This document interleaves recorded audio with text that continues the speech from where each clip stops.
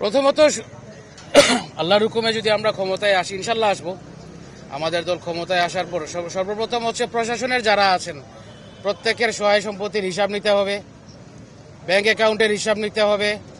একজন সচিব থেকে শুরু করে একবারে যারা ঝাড়ুদার বলতে চাচ্ছেন দুর্নীতিমুক্ত দেশ গড়ার জন্য কাজ করবে। কোথা থেকে এসেছেন এবং নতুন রাজনৈতিক দল ঘিরে আপনাদের স্বপ্ন এবং চাওয়াটা কি থাকবে?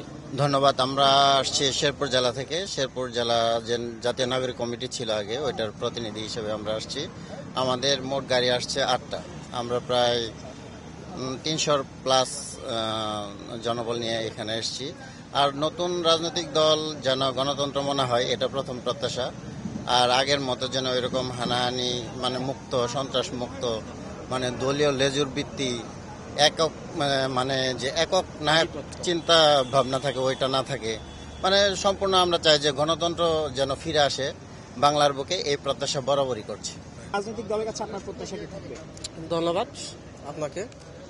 নতুন রাজনৈতিক দলের কাছে আমার প্রত্যাশা থাকবে যে আমরা যে বিগত আমাদের দেখতে পাচ্ছি যে দলীয় কোন দল প্লাস গ্রুপিং, যে এগুলো আমরা চাচ্ছি না। আমরা চাচ্ছি দুর্নীতিমুক্ত একটা শাসন ব্যবস্থা এবং সেই সাথে গণতন্ত্র যাতে মুক্ত থাকে, এর উপর যাতে কোনো ধরনের প্রেশার না থাকে, সেই প্রত্যাশাই আমরা করি। ধন্যবাদ।